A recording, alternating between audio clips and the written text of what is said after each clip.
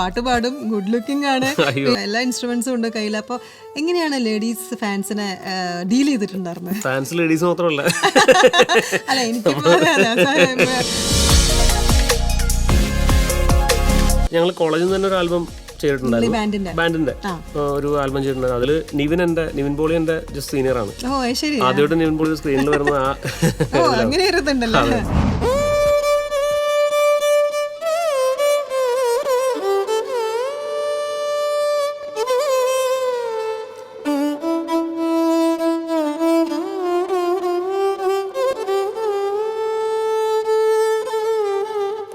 MC ODS-ലേക്ക് എല്ലാവർക്കും സ്വാഗതം. ഇന്നത്തെ നമ്മുടെ ഗസ്റ്റ് സ്റ്റാർ സിംഗർ 2008 ടൈറ്റിൽ വിന്നറും വയലിനിസ്റ്റുമായ വിവേകാനന്ദനാണ്. നമുക്ക് വിവേകിന്റെ പുതിയ വിശേഷങ്ങളിലോട്ട് പോവാം. Okay, welcome to our show Vivekanand. Vivekanand എന്നുള്ള പേര് എന്താ പറയാ, എനിക്ക് എപ്പോഴും ഇത് കൺഫ്യൂസ് ആവാം. രണ്ട് പേരാണോ അത് വിവേക് ആനന്ദ് എന്നുള്ളൊരു? എന്റെ പേര് സ്വാമി വിവേകാനന്ദന്റെ അങ്ങനെ ഇട്ടതാണ്. അങ്ങനെ തന്നെ അച്ഛനെ ഇഷ്ടപ്പെട്ട് അങ്ങനെ ഇട്ടിട്ടുള്ള വിവേകാനന്ദൻ ഒറ്റ പേരാണ്. വിവേകാനന്ദ് വിജയകുമാർ എന്നാണ് പാസ്പോർട്ടിലൊക്കെ ഉള്ളത്. അച്ഛന്റെ പേര് വിജയകുമാർ. ശരി. അപ്പൊ വീട്ടിലെന്താ വിളിക്കുന്നത്? രണ്ട് പേരുള്ളതുകൊണ്ടാണ് അങ്ങനെ ചോദിക്കുന്നത്. എന്റെ വീട്ടില് അല്ല എന്റെ നാട്ടിലും എന്നെ വളരെ പരിചയമുള്ള ആൾക്കാരെല്ലാം മനു എന്നാ വിളിക്കാറ്. വീട്ടിൽ വിളിച്ചിട്ടുള്ള പേര്. എന്റെ കോളേജിലും സ്കൂളിലൊക്കെ വിവേക് എന്നാണ് കൂടുതൽ. വിവേക് എന്നാണ് വരണത്. ഓക്കെ. അപ്പോൾ നമുക്ക് 2008 എന്താ പറയുക, ആ ഒരു കാലഘട്ടത്തിലോട്ട് ഞാനൊന്ന് പതുക്കെ മനുവിനെ കൊണ്ടുപോവാണ്. 2008 ആ വിന്നിങ് ആ വാവ് മൊമെന്റ് ഉണ്ടല്ലോ, അതിപ്പോൾ തിരിഞ്ഞു നോക്കുമ്പം ആ ഒരു അനുഭവങ്ങൾ എങ്ങനെയാണ്, ഒന്നൊന്ന് ഷെയർ ചെയ്യാമോ? 2008 എന്ന് പറയുമ്പോൾ ഒരുപാട് ഞങ്ങളുടെ റിയാലിറ്റി ഷോ നടക്കുന്ന സമയമാണ്. അപ്പോൾ അതിന് മുമ്പും അതിന് ശേഷമെന്ന് വേണമെങ്കിൽ പറയാം. കാരണം ഞാൻ ഒരു 5 വയസ്സിൽ ആണ് വയലിൻ അഭ്യസിക്കാൻ തുടങ്ങിയത്. 5 വയസ്സിൽ തുടങ്ങി. അപ്പോൾ പാണാവള്ളി എന്ന് പറഞ്ഞ ചേർത്തലയിൽ പാണാവള്ളി എന്നൊരു സ്ഥലത്താണ് എൻ്റെ സ്വദേശം. അപ്പം എൻ്റെ വീട്ടുകാർക്ക് സംഗീതത്തോട് വളരെയധികം താല്പര്യമുള്ള ട്രെയിൻഡ് ആയിട്ടുള്ള സിംഗേഴ്സോ അല്ലെങ്കിൽ അങ്ങനെ ആരുമല്ല, എല്ലാവർക്കും സംഗീതം ആസ്വദിക്കും. അപ്പോൾ അതിനോടുള്ളൊരു താല്പര്യം കാരണം ആ മോനെ വയലിൻ പഠിപ്പിക്കണം എന്നൊരു ആഗ്രഹം അച്ഛന് തോന്നി. അങ്ങനെയാണ് വയലിൻ പഠിപ്പിക്കുന്നത്. ആരുമില്ല, മ്യൂസീഷ്യൻസ് ആരും സംഗീതമായിട്ടും ഇതുമായിട്ടൊന്നും കേട്ട് ആസ്വദിക്കുന്നുള്ള ബന്ധത്തിന് അപ്പുറത്തേക്ക് യാതൊരു ബന്ധവുമില്ല. പക്ഷെ പാടാനുള്ള കഴിവ് അമ്മയ്ക്കും ഒക്കെ ഉണ്ട്. അപ്പം എന്നെ വയലിൻ പഠിപ്പിക്കാനായിട്ട് ചേർക്കുന്നു. അങ്ങനെയാണ് ഞാൻ മ്യൂസിക്കുമായിട്ട് കണക്റ്റഡ് ആവുന്നത്. അതെ. അപ്പം വയലിൻ പഠിച്ചു തുടങ്ങി കുറച്ച്. അപ്പോൾ വയലിൻ ഞാൻ ഈ 5 വയസ്സിൽ തന്നെ തുടങ്ങിയതുകൊണ്ട് ഞാനൊരു എൻ്റെ 9 ഇയേഴ്സൊക്കെ ഉള്ളപ്പോൾ ഒരു 4ാം ക്ലാസ്സിലൊക്കെ പഠിക്കുമ്പോൾ തന്നെ ഞാൻ അത്യാവശ്യം വായിക്കാനുള്ള രീതിയിലായിരുന്നു. അപ്പോൾ ആ സമയത്ത് നമ്മുടെ നാട്ടിൽ ഇഷ്ടംപോലെ ക്ലബ്ബുകൾ അല്ലെങ്കിൽ പല അസോസിയേഷൻസിൻ്റെ ഒക്കെ പ്രോഗ്രാമുകൾ. അപ്പോൾ അവിടെയൊക്കെ ചില പാട്ടുകളും ഇതൊക്കെ ചിലപ്പം നവരാത്രി സംഗീതോത്സവം ഉണ്ടാവും. അവിടെയൊക്കെ വായിക്കാനുള്ള ഒരു അവസരം. ഞാൻ വയലിൻ വായിക്കും. അന്ന് ഞാൻ പാട്ട് അങ്ങനെ പഠിച്ചിട്ടില്ല. പാട്ട് പാടിയിട്ടില്ല എന്ന് തന്നെ വേണമെങ്കിൽ പറയാം ആ സമയത്തൊന്നും. അല്ല, ഇൻസ്ട്രുമെന്റ് വയലിനോട് അച്ഛന് ഒരു പ്രത്യേക താല്പര്യം ഉണ്ടായി കാണണം. കാരണം സ്റ്റാർട്ടിങ്ങിൽ വയലിൻ എടുത്തപ്പോൾ അതിലെന്തെങ്കിലും വേറെ എന്തെങ്കിലും അച്ഛന് ബാക്ക്ഗ്രൗണ്ട്? അല്ല, എനിക്ക് തോന്നുന്നു ഇപ്പൊ 5 വയസ്സെന്നൊക്കെ പറയുമ്പോൾ പാടാനുള്ള കഴിവുണ്ടോന്ന് ചിലപ്പം അവർക്ക് അറിയില്ലായിരിക്കും. അപ്പൊ ഇൻസ്ട്രുമെന്റ് പഠിപ്പിക്കണം എന്ന് തോന്നി കാണാം. അപ്പം അങ്ങനെ വയലിൻ പഠിച്ച സ്കൂളിലും ഒക്കെ ഞാൻ ആ സമയം തൊട്ട് യൂത്ത് ഫെസ്റ്റിവലുകളും, പിന്നെ ഞാൻ ആ ഒരു വളരെ കൊച്ചായിരുന്നപ്പോൾ തന്നെ പ്രോഗ്രാമുകൾ ചെയ്യുമ്പോൾ എന്നെ പഠിപ്പിച്ച പാണാവള്ളി അനിൽകുമാർ എന്ന് പറഞ്ഞ സാറാണ് എന്നെ വയലിൻ പഠിപ്പിക്കുന്നത്. അപ്പോൾ സാറ് തന്നെയായിട്ടാണെങ്കിലും എന്നെ അനിച്ചേട്ടാന്ന് ഞാൻ വിളിക്കണം. അപ്പോൾ ഞങ്ങൾ തമ്മിൽ അത്രയും ഒരു കാരണം അനിച്ചേട്ടൻ്റെയും ഒരു ആദ്യത്തെ ശിഷ്യനായിരിക്കും ചിലപ്പോൾ ഞാൻ ഒരു പക്ഷേ. അപ്പം അങ്ങനെ അനിച്ചേട്ടനാണെങ്കിലും പ്രോഗ്രാമുകൾക്ക് എന്നെ കൊണ്ടുപോകും. അങ്ങനെ ഞാൻ ആ ഒരു ഗ്രിഡിലേക്ക് എത്തി. വയലിൻ പെട്ടെന്ന് പഠിച്ചു. കാരണം അതെനിക്ക് ഈ ചെറുപ്പത്തിൽ പഠിച്ചുകൊണ്ടാവാം.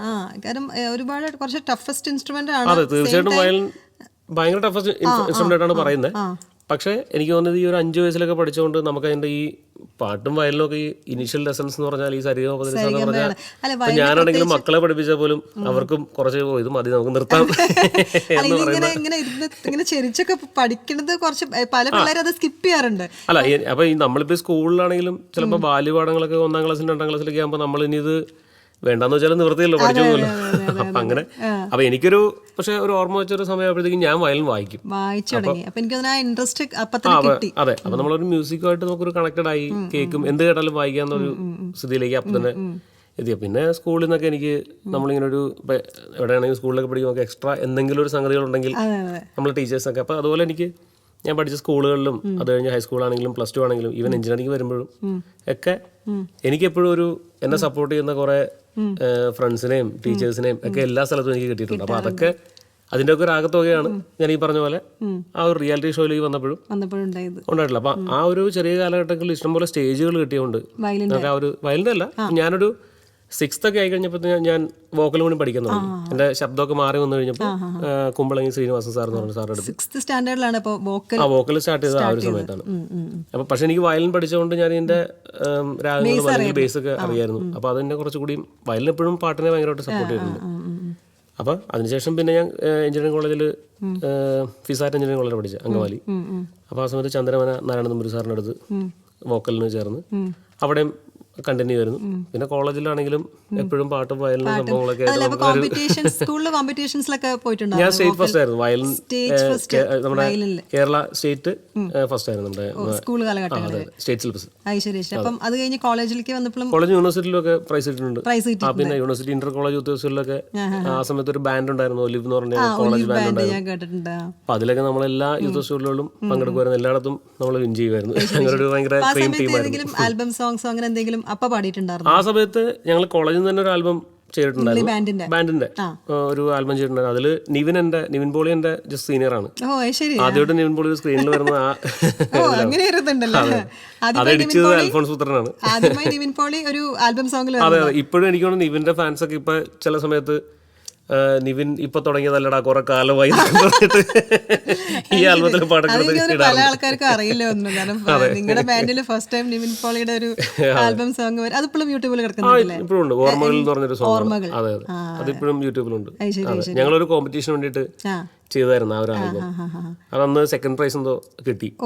ഓൾ ഒരു ഡോക്യുമെന്ററിയും അതുപോലെ ആൽബം രണ്ട് സെഗ്മെന്റ് ഉണ്ടായിരുന്നു. ആൽബം സെഗ്മെന്റിൽ ഞങ്ങൾ ഫസ്റ്റും അതുപോലെ ഡോക്യുമെന്ററി ഓൾ ടുഗദർ നമ്മൾ സെക്കൻഡ്. ഇപ്പം നിവിൻ ഫാൻസ് ഒക്കെ ചിലപ്പോൾ ഓർമ്മകൾ ടൈപ്പ് ചെയ്ത് നോക്കിയിട്ട് നേരെ കാണാനുള്ള ചാൻസ് ഉണ്ട്. അപ്പൊ ഈ ഐഡിയ സ്റ്റാർ സിംഗറിലോട്ട് എങ്ങനെയാണ് വന്നത്? സ്റ്റാർ സിംഗറിലേക്ക് ഞാൻ വരുന്നത് പറഞ്ഞാൽ കോളേജിൽ ഈ ഇന്റർ കോളേജ് യൂത്ത് ഫെസ്റ്റിവലൊക്കെ പങ്കെടുക്കുമ്പോഴും ഒക്കെ ആയിട്ട് ഞാൻ പലപ്പോഴും ഇതുപോലുള്ള ചാനലുകളുടെ ഇന്റർവ്യൂ അങ്ങനെയൊക്കെ വരാറുണ്ടായിരുന്നു. അപ്പൊ അങ്ങനെയുള്ള ഒരു ടാലന്റ് ഹണ്ടില് വെച്ച് ഞാൻ 1-2 ആൾക്കാരൊക്കെ പരിചയപ്പെട്ടു. അതുപോലെ ഇതുപോലെ ഞാൻ സ്റ്റേറ്റ് യൂത്ത് ഫെസ്റ്റിവൽ വിൻ ചെയ്തപ്പോൾ ഞാൻ ആ സമയത്ത് തന്നെ നമ്മുടെ ദൂരദർശൻ പിന്നെ മറ്റ് പ്രൈവറ്റ് ചാനലുകളിലും എല്ലായിടത്തിലും പാടിയിട്ടുണ്ട്. അങ്ങനെ ഓൾറെഡി പതിയെ പതിയെ നമുക്ക് ഇതിനുള്ളൊരു എന്ന് വെച്ചാൽ അത്യാവശ്യം നമുക്ക് ഇതുപോലെ പിന്നെ റെക്കോർഡിങ്ങുകളും ഡിവോഷണൽസും ഒക്കെ പാടും. പിന്നെ പ്രോഗ്രാമുകൾ ഇഷ്ടം പോലെ ചെയ്യും. കാരണം ഞാൻ വളരെ ബിസി ആയിരുന്നു ശരിക്കും പറഞ്ഞാൽ. എൻ്റെ ഒരു സ്കൂളിൽ ഞാനൊരു 4th സ്റ്റാൻഡേർഡിൽ പഠിക്കുമ്പോൾ ഞാൻ പ്രോഗ്രാം ചെയ്യാൻ തുടങ്ങിയെന്ന് വെച്ചാൽ ആ സമയം മുതൽ എന്റെ ഓർമ്മ വെച്ച ഇന്ന് വരെ ഞാൻ പ്രോഗ്രാമുകളിൽ ഞാൻ വളരെ ബിസിയാണ്. കാരണം അപ്പൊ തന്നെ എനിക്ക് എല്ലാ ഈ ക്രിസ്മസ്, ന്യൂ ഇയർ, ഓണം തുടങ്ങിയിട്ടുള്ള എല്ലാ സമയത്തും ഞാൻ പ്രോഗ്രാം. അപ്പം ഞാൻ ഇങ്ങനെ റിയാലിറ്റി ഷോയിൽ വരുന്നത് സത്യം പറഞ്ഞാൽ ഞാൻ ഓൾറെഡി എഞ്ചിനീയറിംഗിന്റെ ഒരു ഫൈനലൊക്കെ ആയി നിൽക്കുമ്പോഴാണ് വരുന്നത്. ആ സമയത്ത് എനിക്ക് കുറച്ചും കൂടിയും തോന്നി എന്നെ കൊണ്ട് ഒരു സോഫ്റ്റ്വെയർ ഫീൽഡിൽ വർക്ക് ചെയ്യുന്നതിനേക്കാളും എനിക്ക് കുറച്ചുകൂടി നല്ലത് സംഗീതത്തിലൊരു പക്ഷെ ഒരു നല്ല ഓപ്പർച്യൂണിറ്റി കിട്ടിയാലേ ഞാൻ അതിലേക്ക് പോകുള്ളൂ എന്നുള്ളൊരു രീതിയിലായിരുന്നു. അപ്പൊ അങ്ങനെ നിൽക്കുന്ന സമയത്ത് ഈ ഒരു റിയാലിറ്റി ഷോ വരുമോ അന്ന് എൻ്റെ മനസ്സിലാകുള്ളതെന്ന് വെച്ചാൽ കുറച്ചുകൂടി നമുക്ക് സ്റ്റേജൊക്കെ കിട്ടാനുള്ള ഒരു അവസരമാണ് ഈ റിയാലിറ്റി ഷോയിൽ വരിക എന്നുള്ളത്. അപ്പൊ അങ്ങനെയാണ് അതിലേക്ക് എത്തുന്നത്. പക്ഷെ അതിന്റെ ടൈറ്റിൽ വിന്നർ ആകുന്നൊന്നും നമ്മൾ പ്രതീക്ഷിച്ചിട്ടുള്ള കാര്യമല്ല. നമുക്കതിൽ ആ ഒരു എക്സ്പീരിയൻസ് പറയുമ്പോൾ ഒരുപാട് ട്രെയിനിങ്ങും ഒരുപാട് ആൾക്കാരുടെ അണ്ടറിൽ ഒന്നുകൂടെ നമ്മുടെ അതെ നമ്മള് അതാ ഞാൻ പറഞ്ഞു അതുവരെ പാടുമ്പോൾ നമ്മൾ ജസ്റ്റ് നമ്മുടെ സിംഗിങ് നന്നാക്കുക.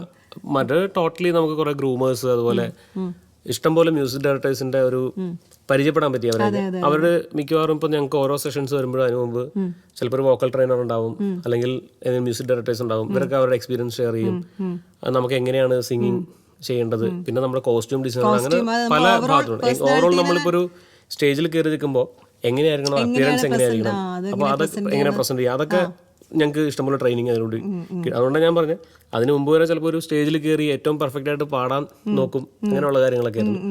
പക്ഷെ എങ്ങനെ എന്ത് തരം പാട്ട് സെലക്ട് ചെയ്യണം, അല്ലെങ്കിൽ എങ്ങനെ നമുക്കത് ഏറ്റവും ഭംഗിയായിട്ട് ആൾക്കാരിലേക്ക് എത്തിക്കാൻ പറ്റും, നമ്മുടെ പ്രസന്റബിൾ ആവുക, അങ്ങനെയൊക്കെ ഉള്ള കാര്യങ്ങൾക്ക് ഞങ്ങൾക്ക് ഇഷ്ടംപോലെ ഗ്രൂമിങ് അവിടെ നിന്ന് കിട്ടില്ല. അപ്പോൾ അത് എന്നെ ശരിക്കും പറഞ്ഞാൽ നമുക്കൊരു ഒരു അപ്ഗ്രേഡ് ചെയ്യാനായിട്ട്, നമ്മളെ തന്നെ ഒന്ന് അപ്ഗ്രേഡ് ചെയ്യാനായിട്ടുള്ള ഒരു അവസരമായിട്ട്. ആ റിയാലിറ്റി ഷോയുടെ എക്സ്പീരിയൻസ് ഒക്കെ എങ്ങനെയായിരുന്നു? എസ്പെഷ്യലി അന്നൊക്കെ തോന്നുന്നു ദീദിയൊക്കെ ആയിരുന്നല്ലോ അന്നത്തെ ആങ്കേഴ്സ് ആയിട്ട് വന്നിരുന്നത്. അപ്പോൾ ദീദിയായിട്ടും ജഡ്ജസ് ആയിട്ട് ഉണ്ടായിരുന്നു. അപ്പോൾ ദീദിയായിട്ടുള്ള എക്സ്പീരിയൻസ് ഒക്കെ എങ്ങനെയായിരുന്നു? ശരിക്കും നമ്മൾ ആ ഒരു റിയാലിറ്റി ഷോയിലേക്ക് വരുമ്പോൾ ഇപ്പം അതിൽ എൻ്റെ സീസണിൽ ശരത് സാറും അതുപോലെ ഔസേപ്പൻ സാറ്, പി ഉണ്ണികൃഷ്ണൻ, ഉഷാ ദീദി, ഇത്രയും പേരായിരുന്നു നമ്മുടെ ജഡ്ജിങ് പാനലിൽ പെർമനന്റ് ആയിട്ടുണ്ടായിരുന്നു. അതുകൂടാണ്ട് പിന്നെ എം ജി ശിവ സാർ ഉണ്ടായിരുന്നു, ചിത്ര ചേച്ചി ഉണ്ടായിരുന്നു.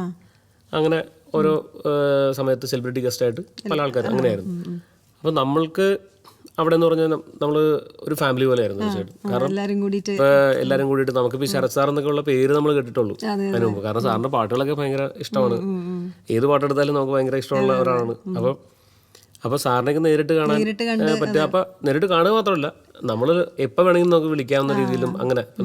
കൂടുതൽ ആൾക്കാരും നമ്മളോട് എപ്പോഴും ചോദിക്കുന്നൊരു കാര്യമാണ്, നിങ്ങൾ പാടുമ്പം ഏറ്റവും കൂടുതൽ ഇങ്ങനെ ക്രിട്ടിസൈസ് ചെയ്ത് ഓരോന്നും പരിശോധിക്കണം. പക്ഷെ അതൊക്കെ എന്ന് പറഞ്ഞാൽ ഞങ്ങൾക്ക് ഈ ഓരോ പാട്ടുകൾ പാടുന്നതിന് മുമ്പ് നമുക്ക് ചിലപ്പോൾ നമ്മൾ ശരത് സാറോടോ ഇപ്പം ഒന്ന് ആലോചിച്ച് നോക്കിയാൽ മതി, നമ്മൾ പാടാൻ പോകുന്ന പാട്ട് ഇപ്പോൾ ഒരു ഫീമെയിൽ സിംഗർ ആണെങ്കിൽ ചിത്ര ചേച്ചിയുടെ പാട്ടാണ് പാടുന്നതെങ്കിൽ ചേച്ചിയോട് തന്നെ പോയിട്ട് നമുക്ക് ഡൗട്ട് ചോദിച്ച് ക്ലിയർ ചെയ്യാന്നുള്ളത് ഒരു ഭയങ്കര ഭാഗ്യമുള്ള ഒരു കാര്യം. അപ്പൊ ചേച്ചി കൊടുത്തുള്ള എക്സ്പ്രഷൻസ്, അപ്പൊ ഇതൊക്കെ അവർ പറഞ്ഞു തരുന്നുണ്ട്. അപ്പൊ ആ ഒരു ബന്ധം ഇവരുമായിട്ടുണ്ട്. പിന്നെ ഏറ്റവും നന്നായിട്ട് നമ്മളിത് പാടണമെന്ന് അവർ തന്നെ ആഗ്രഹിക്കുന്നുണ്ട്. അപ്പൊ അങ്ങനെ ടോട്ടലി ആ ഷോ അത്രയും ഭയങ്കര ഒരു ഹൈപ്പിലേക്ക് പോകാൻ കാരണം ഞാൻ എപ്പോഴും വിചാരിക്കുന്നത് എല്ലാവർക്കും ഒന്ന് നന്നാവണം എന്നുള്ള ഒരു പോസിറ്റീവ്, ഓർക്കസ്ട്ര ആണെങ്കിലും അതെ, നമ്മൾ ജഡ്ജസ് ആണെങ്കിലും എല്ലാവരും. അപ്പൊ നമുക്ക് ആ ഒരു വൈബ് അവിടെ ഉണ്ടായിരുന്നതുകൊണ്ടാണ് ശരിക്കും അത്രയും വലിയൊരു ലെവലിലേക്ക്, ആരും എക്സ്പെക്ട് ചെയ്യാത്തൊരു ലെവലിലേക്ക് അതിനെ കൊണ്ടുവരാൻ പറ്റും.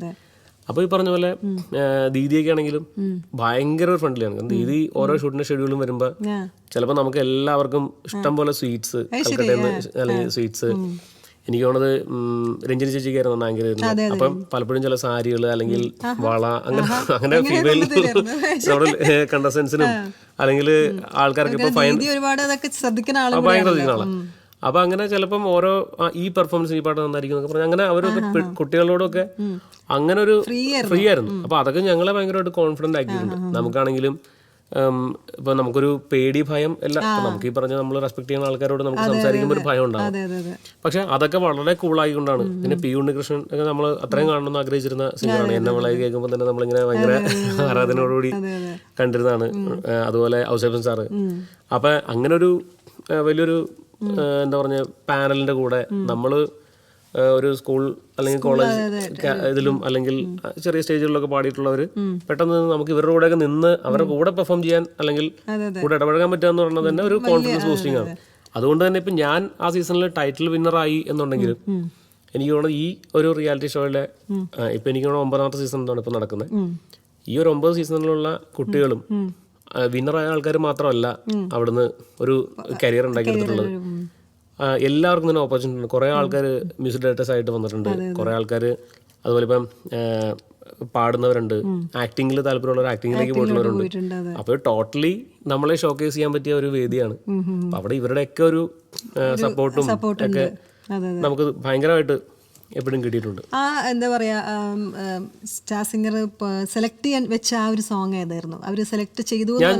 എന്നെ സെലക്ട് ചെയ്ത സമയത്ത് ഞാൻ പാടിയത് പറയാൻ മറന്ന പരിഭാഗങ്ങൾ എന്ന് പറഞ്ഞ ഗർഷോ എന്ന് പറഞ്ഞ ചിത്രത്തില് ഹരിജി പാടിയ പാട്ടാണ്. രമേശ് നാരായണൻ സാറ്. നമുക്കതൊരു പാടാലോ? തീർച്ചയായിട്ടും.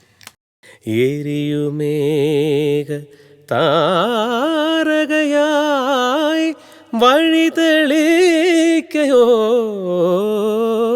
പറയാൻ മറന്ന പരിഭവങ്ങൾ വിരഹാർദ്രമായി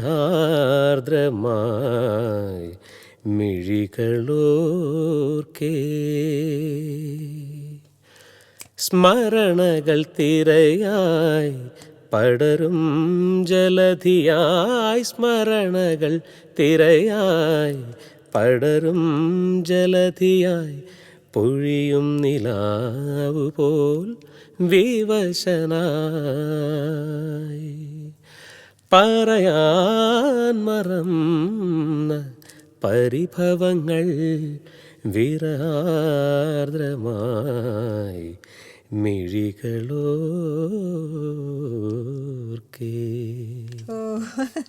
അപ്പോൾ എന്താ പറയുക, ഒട്ടും സംശയം കൂടാതെ തന്നെ ഫസ്റ്റ് റൗണ്ടിൽ തന്നെ എൻട്രി കിട്ടിയതിൽ വളരെ ഒരു എന്താ പറയുക അത്ഭുതമൊന്നുമില്ല. ഹിന്ദുസ്ഥാനിയിൽ നോക്കിയിട്ടുണ്ടായിരുന്നില്ലേ? ഹിന്ദുസ്ഥാനി പഠിച്ചിട്ടുണ്ടല്ലേ? കുറച്ചൊക്കെ പഠിച്ചിട്ടുണ്ട്. അതിൻ്റെ ഒരു ന്യൂആൻസസും കാര്യങ്ങളൊക്കെ ഇങ്ങനെ പഠിച്ചിട്ടുണ്ട്. ക്ലാസിക്കലാണ് ബേസിക്കലി പഠിച്ചിട്ടുള്ളത്. ക്ലാസിക്കലാണ്. പിന്നെ വയലിനോട് താല്പര്യമുണ്ട്. കുറച്ച് വെസ്റ്റേൺ ഒക്കെ പഠിച്ചിട്ടുണ്ട്. അത്യാവശ്യം കീബോർഡും പ്രോഗ്രാമിംഗ് ഒക്കെ നമുക്ക് ആവശ്യത്തിന് വേണ്ടിയിട്ടൊക്കെ ചെയ്യാനുള്ള രീതിയിൽ. കോളേജ് കാലഘട്ടത്തിലോട്ട് ഒന്ന് പെട്ടെന്നൊന്ന് പോയിക്കോട്ടെ. കാരണം ഈ ഫാൻസിന് എങ്ങനെയാണ് ഇപ്പോൾ? കാരണം ഒരാൾക്ക് വേണ്ട എല്ലാ ക്വാളിറ്റീസും ഉണ്ട്. പാട്ട് പാടും, ഗുഡ് ലുക്കിംഗ് ആണ്, പിന്നെ എന്താ പറയാ വയലിൻ ഉണ്ട്, എല്ലാ ഇൻസ്ട്രുമെന്റ്സും ഉണ്ട് കയ്യിൽ. അപ്പോൾ എങ്ങനെയാണ് ലേഡീസ് ഫാൻസിനെ ഡീൽ ചെയ്തിട്ടുണ്ടായിരുന്നത്? ഫാൻസ് ലേഡീസ് മാത്രമല്ല. അല്ല എനിക്ക് അല്ല എനിക്ക് എന്താ പറയുക, കോളേജ് കാലഘട്ടത്തിലൊക്കെ ഇപ്പൊ ഇന്റർ കോളേജിലൊക്കെ പോകുമ്പോഴാണെങ്കിലും ഇപ്പൊ എന്റെ കൂടെ കോളേജ് പഠിക്കാത്ത ഇഷ്ടംപോലെ ഫ്രണ്ട്സ് എനിക്ക് ഉണ്ടായിരുന്നു. കാരണം ഇതുപോലെ നമ്മുടെ പാട്ട് കേട്ടിട്ട് മറ്റു കോളേജിലുള്ളവരും. അതെ, അപ്പം അതെനിക്ക് തോന്നുന്നു നമ്മൾ എന്തെങ്കിലും ഒരു സ്പെഷ്യലായിട്ട് ചെയ്യുന്നതുകൊണ്ട് അവർക്കുള്ളൊരു സ്നേഹമായിരിക്കാം. ഗേൾസിനെ സംബന്ധിച്ച് പാട്ട് പാടുന്നിടത്ത് പ്രത്യേക ഒരു അട്രാക്ഷൻ ഉണ്ട്. അതിന് കൂടാതെ തന്നെ വയലിൻ രണ്ടും ഉണ്ടല്ലോ കയ്യിൽ. അല്ല, കോളേജ് പഠിക്കുമ്പോൾ എനിക്ക് തോന്നുന്നത് ഇപ്പം എന്നെ കൂടുതൽ ആൾക്കാരും കണ്ടിട്ടുള്ളതും ഞാൻ വയലൻസ് ആയിട്ടും പാട്ടുകാരനായിട്ടും തന്നെയാണ്. അപ്പൊ ആ ഒരു കാലഘട്ടത്തിൽ അത് എൻജോയ് ചെയ്തിട്ടുണ്ട്. കാരണം നമ്മൾ ചെയ്യുന്ന കാര്യം ഇഷ്ടപ്പെടുന്നു. അല്ലെങ്കിൽ ഇപ്പം ഞാൻ സ്റ്റേജിൽ വരുമ്പോൾ എപ്പോഴും ഞങ്ങളുടെ ഈ ഒരു ബാൻഡ് ആണെങ്കിലും പെർഫോം ചെയ്യാൻ വരുമ്പോൾ എല്ലാ സ്ഥലത്തും നല്ല ഫുള്ളായിരുന്നു. കാരണം ഇന്റർ കോളേജ് ആ ഒരു ലെവലിൽ അന്നത്തെ കോളേജ് ബാൻഡുകളിൽ എല്ലാവർക്കും അറിയാം. ആ ഒലിവ് അല്ലെങ്കിൽ വിവേകാനന്ദ എന്നൊക്കെയുള്ള അങ്ങനെ ആ ഒരു ഫേമസ് ആയിരുന്നു. അപ്പോൾ ആ ഒരു രീതിയിലൊക്കെ നമ്മൾ ആ കോളേജ് കാലഘട്ടങ്ങളിൽ. പിന്നെ അത് കഴിഞ്ഞിട്ട് ഈ റിയാലിറ്റി ഷോയിൽ വരുമ്പോൾ എന്ന് വെച്ചാൽ ഞാൻ ഇതിൻ്റെ ഒരു ഇപ്പം തീർച്ചയായിട്ടും ഫാൻസ് അല്ലെങ്കിൽ ഒരു നമ്മളൊരു സെലിബ്രിറ്റി എന്നുള്ള രീതിയിലുള്ളൊരു അനുഭവമുള്ള എനിക്ക് കൂടുതൽ ഉണ്ടായിട്ടുള്ളത്. അതില്ല എന്ന് പറയുന്നില്ല. പക്ഷെ ഞങ്ങളോടൊക്കെ ഇപ്പം ഈ ഒരു പ്രോഗ്രാമിൽ വന്നിട്ടുള്ള എന്നോട് എനിക്ക് പ്രത്യേകിച്ച് തോന്നിയിട്ടുള്ളത് നമുക്കതിനെ വേണമെങ്കിൽ ഒരു വാത്സല്യം എന്നൊക്കെ പറയാം. കാരണം അത് ആൾക്കാർക്ക് നമ്മളെ അവരുടെ വീട്ടിലുള്ള ഒരാളെ പോലെയുള്ള ഒരു സ്നേഹമാണ്. കാരണം ഒട്ടും ഔപചാരികതയൊന്നുമില്ല. ഇപ്പൊ നമ്മൾ എവിടെയെങ്കിലും നിന്ന് സംസാരിക്കോ അല്ലെങ്കിൽ എവിടെയെങ്കിലും കണ്ടാലും ചിലപ്പോൾ നമ്മളെ പുറകെ നിന്ന് ഒരു അടിയൊക്കെ അടിച്ച് കെട്ടിപ്പിടിച്ചിട്ട് കാര്യം ചോദിക്കണം, ആ വിവേകാനന്ദ എവിടെ പോകണം, മോനെ എവിടെ പോകണം, അങ്ങനെയുള്ളൊരു അതാണ്. അതെ, വീട്ടിലൊരു അങ്ങനെയൊക്കെ ഉള്ളൊരു ഫീലിംഗ് ആണ് കൂടുതലും പലപ്പോഴും ഉണ്ടായിട്ടില്ല. പിന്നെ അല്ലാണ്ടും ഇഷ്ടംപോലെ പ്രൊപ്പോസൽസും കാര്യങ്ങളും വന്നിട്ടുണ്ട്. നമ്മളിപ്പോ ഉള്ള കാര്യം അതിനൊക്കെ എങ്ങനെയാണ് മെയിൻറ്റെയിൻ ചെയ്തുകൊണ്ടിരുന്നത്? കാരണം ചിലവർ പറയുമല്ലോ ബ്ലഡ് കൊണ്ട് വരച്ചിട്ടുള്ള കത്തുകൾ കിട്ടിയില്ല. കത്തുകളൊക്കെ കിട്ടിയിട്ടുണ്ട്. ഈ ബ്ലഡ് കൊണ്ട് വരച്ചപ്പോൾ ഞാൻ സ്കൂളിൽ പഠിച്ചൊരു കാര്യം അങ്ങനെ ഉണ്ടായിട്ടുണ്ടോ? അതൊക്കെ എനിക്ക് വേണം പിള്ളേരുടെയൊക്കെ ആ ഒരു സമയത്തുള്ള ബ്ലഡ് കൊണ്ട് പേരൊക്കെ ചോദിച്ചാൽ എനിക്ക് കാണിച്ചു തന്നിട്ടുണ്ട്. അത് ബ്ലഡ് തന്നെയാണോ?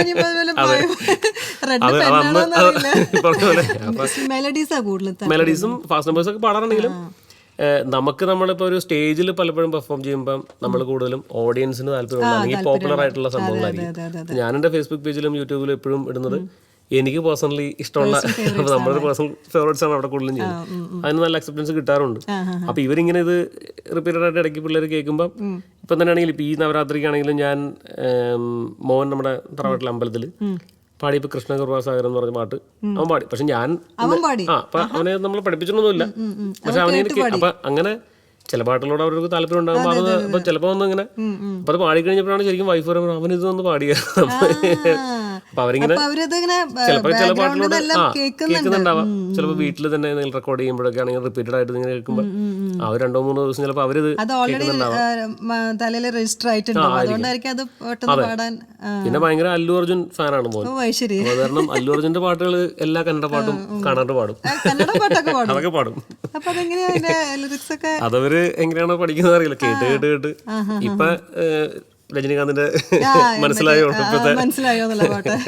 അതുകൊണ്ട് വീട്ടിലെ പാട്ടെന്ന് പറഞ്ഞാൽ അടിപൊളി പാട്ട് ഇതൊക്കെ തന്നെയാണ്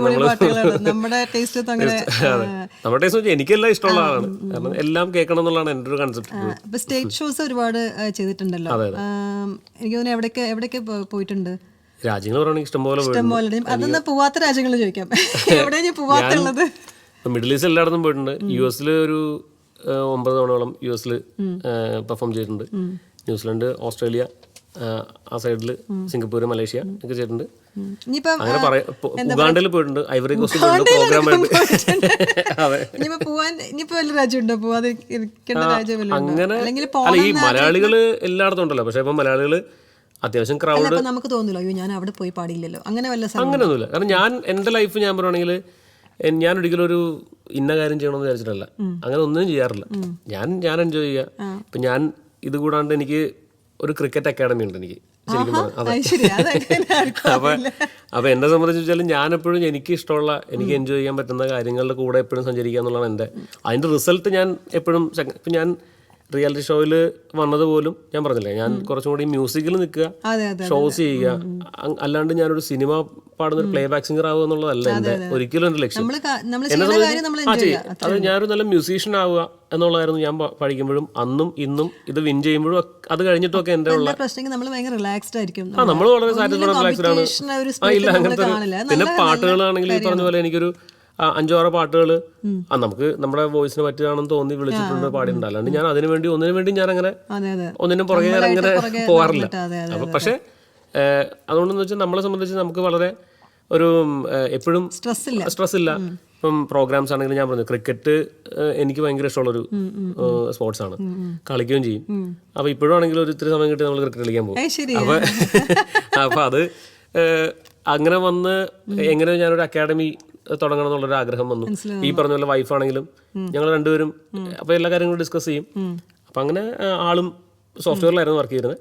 മോളായി കഴിഞ്ഞപ്പം മോൾക്കൊരു രണ്ടാമത്തെ ആളായി കഴിഞ്ഞപ്പം ഈ പറഞ്ഞ പോലെ മോനപ്പോഴത്തേക്കും കുറച്ച് എക്സ്ട്രാ കരിക്കുലർ ആക്ടിവിറ്റീസിനൊക്കെ താല്പര്യമുണ്ട്.